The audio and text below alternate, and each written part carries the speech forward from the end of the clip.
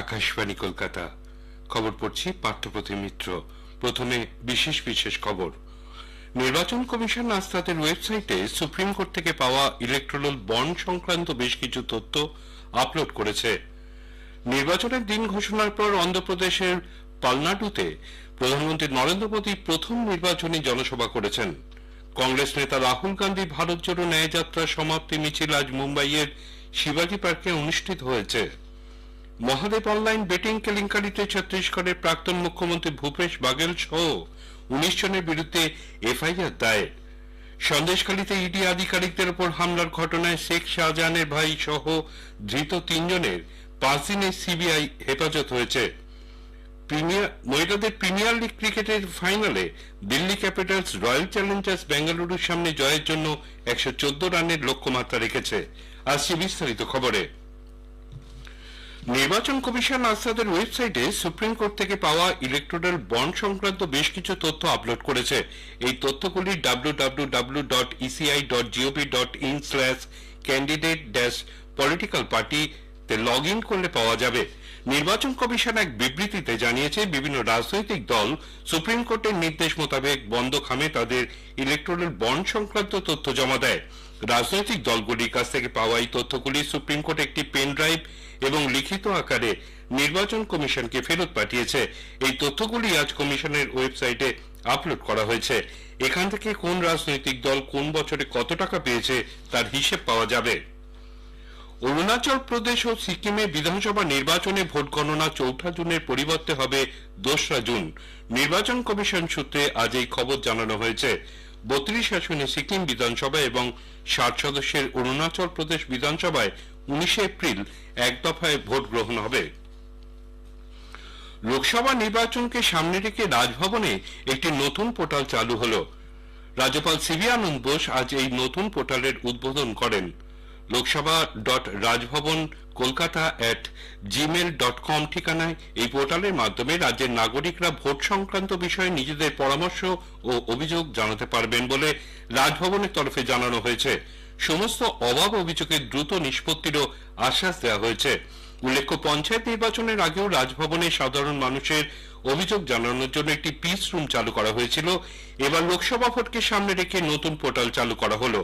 রাজ্যপাল আগেই জানিয়েছেন, লোকসভা ভোটের দিনগুলিতে তিনি রাস্তায় থেকে ভোট পর্ব অবাধ ও শান্তিপূর্ণ রাখার চেষ্টা করবেন। সাধারণ মানুষের সঙ্গে কথা বলে তাদের অভাব অভিযোগের মীমাংসা করবেন। নির্বাচনে কালো টাকার ব্যবহার রুখতে মালদার 4টি বিধানসভা কেন্দ্রকে চিহ্নিত করেছেন নির্বাচন কমিশন। নির্বাচনের দিনক্ষণ ঘোষণার পর জেলা প্রশাসনিক ভবনে এক সাংবাদিক বৈঠক করেন জেলা শাসক নিতিন সিংহানিয়া। দক্ষিণ মালদা লোকসভা কেন্দ্রের অন্তর্গত ইংরেজবাজার, মোথাবাড়ি, সুজাপুর এবং ফারাক্কা এই 4টি বিধানসভা কেন্দ্রে কালো টাকার ব্যবহার রুখতে বিশেষ তদারকি চালাবে কেন্দ্রীয় তদন্তকারী সংস্থাগুলি। প্রধানমন্ত্রী নরেন্দ্র মোদী আজ সন্ধ্যায় অন্ধ্রপ্রদেশের পালনাডুতে এক নির্বাচনী জনসভায় অংশ নিয়েছেন। এনডিএ জোট আয়োজিত এই সভায় তেলেগু দেশম পার্টির প্রধান এন চন্দ্রবাবু নাইডু ও জনসেনা পার্টির প্রধান পবন কল্যাণ উপস্থিত রয়েছেন। এটি প্রধানমন্ত্রীর প্রথম নির্বাচনী জনসভা। প্রধানমন্ত্রী তার ভাষণে বলেন, অন্ধ্রপ্রদেশের মানুষ এনডিএর উন্নয়ন কর্মসূচি শরিক হতে চায়। তিনি বলেন, এনডিএ সবাইকে সঙ্গী নিয়ে চলতে চায়। প্রধানমন্ত্রী কংগ্রেসেরও তীব্র সমালোচনা করেন। অন্ধ্রপ্রদেশে পিএম কিষাণ সম্মান নিধির অধীনে অন্ধ্রপ্রদেশের কৃষকরা 700 কোটি টাকা পেয়েছে। গত 10 বছরে একাধিক শিক্ষা প্রতিষ্ঠান নির্মাণ করা হয়েছে বলেও তিনি জানান। 10 বছর পর এই দুটি দল এনডিএ জোটে যোগ দিয়েছে। প্রধানমন্ত্রী পালনাড়ুর বোপ্পুডিতে প্রজাগালাম নামের এই সভায় বক্তব্য রাখেন। তিনি ডবল ইঞ্জিন সরকার গঠনের ওপরেও জোর দেন। উল্লেখ্য, 13 মে অন্ধ্রপ্রদেশে একই সঙ্গে লোকসভা ও বিধানসভা নির্বাচন অনুষ্ঠিত হবে। কংগ্রেস নেতা রাহুল গান্ধী ভারত জোড়ো ন্যায়যাত্রার সমাপ্তি মিছিল আজ সন্ধ্যায় মুম্বাইয়ের শিবাজি পার্কে অনুষ্ঠিত হয়েছে। রাহুল গান্ধী ছাড়াও কংগ্রেসের সাধারণ সম্পাদক প্রিয়াঙ্কা গান্ধী বদ্রা এবং বিরোধী ইন্ডিয়া জোটের বিশিষ্ট নেতৃবৃন্দ শরদ পাওয়ার, উদ্ধব ঠাকরে, এম.কে. স্ট্যালিন, চম্পাই সোরেন, তেজস্বী যাদব, ফারুক আবদুল্লাহ, মেহবুবা মুফতি সহ অন্যান্য নেতারা উপস্থিত ছিলেন এই মিছিলে। এর আগে শ্রী গান্ধী দক্ষিণ মুম্বাইয়ে একটি জনসভায় ভাষণ দেন। মুম্বাইয়ে মহাত্মা গান্ধীর স্মৃতি বিজড়িত মণিভবন থেকে অগস্ট ক্রান্তি ময়দান পর্যন্ত ন্যায় সংকল্প যাত্রা শেষে শ্রী গান্ধী সভায় ভাষণ দেন। তিনি বলেন, সত্য এবং সাধারণ মানুষের সমর্থন রয়েছে কংগ্রেসের প্রতি। তিনি তার লড়াইকে শুধুমাত্র বিজেপি এবং কংগ্রেসের লড়াই না বলে দুটি আদর্শের মধ্যে লড়াই বলে উল্লেখ করেন। তিনি বলেন, যেখানে কংগ্রেস ক্ষমতায় বিকেন্দ্রীকরণ চায় এবং বিশ্বাস করে সাধারণ মানুষের কণ্ঠস্বর শোনা দরকার, সেখানে শাসক দলের আদর্শ হচ্ছে দেশকে কেন্দ্রীয়ভাবে চালানো। দত্তাত্রেয় হোসাবালে রাষ্ট্রীয় স্বয়ংসেবক সংঘ আরএসএস এর সাধারণ সম্পাদক পদে পুনর্নির্বাচিত হয়েছেন। নাগপুরে আরএসএস এর অখিল ভারতীয় প্রতিনিধি সভার অধিবেশনে হোসাবালে 3 বছরের জন্য পুনর্নির্বাচিত হন। আরএসএস এর অনুমোদিত বিভিন্ন সংগঠনের 1,500-এরও বেশি প্রতিনিধি এই অধিবেশনে অংশ নিয়েছেন। সংঘের এক সোশ্যাল মিডিয়া পোস্টে এই খবর জানা গেছে। এই খবর শুনছেন আকাশবাণী কলকাতা কেন্দ্র থেকে। ছত্তিশগড়ে অর্থনৈতিক অপরাধ তদন্ত ব্যুরো সে রাজ্যের প্রাক্তন মুখ্যমন্ত্রী ভূপেশ বাঘেল সহ 19 জনের বিরুদ্ধে মহাদেব অনলাইন বেটিং কেলেঙ্কারিতে এফআইআর দায়ের করেছে। এনফোর্সমেন্ট ডাইরেক্টরেটের আবেদনের ভিত্তিতে এই তদন্ত 4 মার্চ শুরু হয়েছে। অভিযুক্তদের বিরুদ্ধে দুর্নীতি প্রতিরোধ আইনে প্রতারণা, ফৌজদারি চক্রান্ত এবং জালিয়াতির অভিযোগ আনা হয়েছে। এফআইআরে জানানো হয়েছে, এই অনলাইন বেটিং অ্যাপ থেকে প্রাপ্য বেআইনি অর্থ সেল কোম্পানি ও শেয়ার বাজার সহ বিভিন্ন সংস্থায় বিনিয়োগ করা হয়েছে। তাদের এই বেআইনি কাজকে আড়াল করতে পুলিশ প্রশাসন ও প্রভাবশালী রাজনৈতিক নেতাদের সাহায্য নেওয়া হয়। এর পরিবর্তে এইসব সাহায্যকারীকে মোটা অঙ্কের টাকা দেওয়া হতো। জাতীয় তদন্ত সংস্থা এনআইএ আজ পুনের কান্দোয়াতে আইএসআইএস মামলায় অভিযুক্তদের 4টি অস্থাবর সম্পত্তি বাজেয়াপ্ত করেছে। এনআইএ সূত্রে জানানো হয়েছে, 3 জন পলাতক সহ 11 জন সন্ত্রাসবাদে অভিযুক্ত ব্যক্তির সঙ্গে কোনো না কোনোভাবে এই সম্পত্তির মালিকানার যোগ রয়েছে। এই বাড়িগুলিতে সন্ত্রাসবাদী তৎপরতার জন্য বোমা বানানোর প্রশিক্ষণ দেওয়া হতো।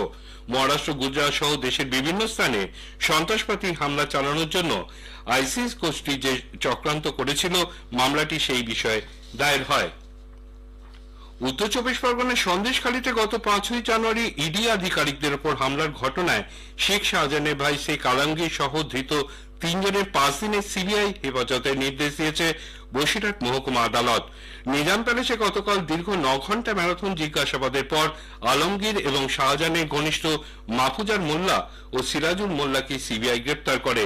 এদিকে ইডির ওপর হামলার ঘটনায় শেখ শাহজাহান ঘনিষ্ঠ ব্যবসায়ী ফারুক পাইক, মইদুল ও মফিজুলকে আজ নিজাম প্যালেসে প্রায় 10 ঘন্টা জেরা করে সিবিআই।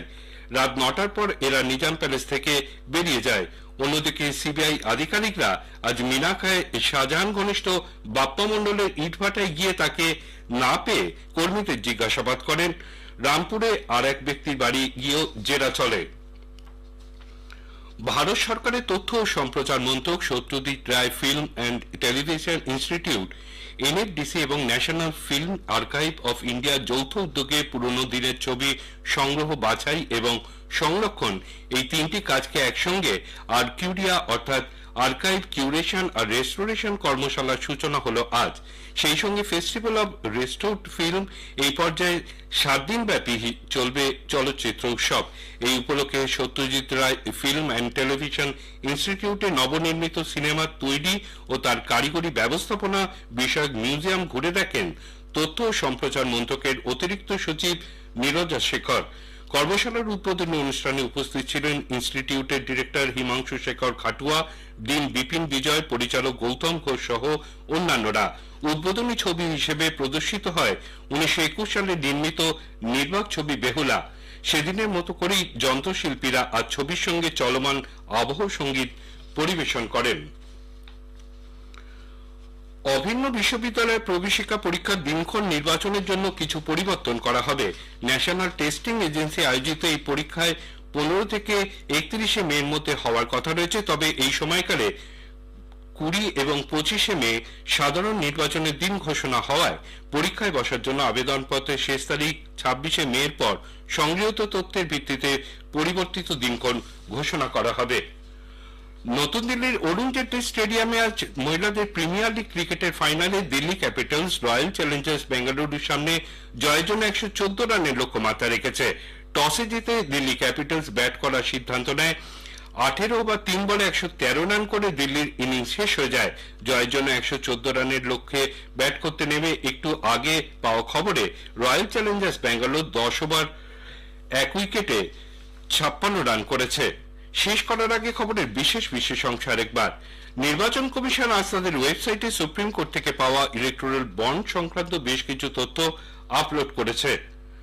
সন্দেশখালীতে ইডি আধিকারিকদের উপর হামলার ঘটনায় শেখ শাহজাহানের ভাই সহ ধৃত 3 জনের 5 দিনের সিবিআই হেফাজত হয়েছে। মহিলাদের প্রিমিয়ার লিগ ক্রিকেটের ফাইনালে দিল্লি ক্যাপিটালস রয়্যাল চ্যালেঞ্জার্স বেঙ্গালুরুর সামনে জয়ের জন্য 114 রানের লক্ষ্যমাত্রা রেখেছে। খবর এখনকার মতো শেষ হলো।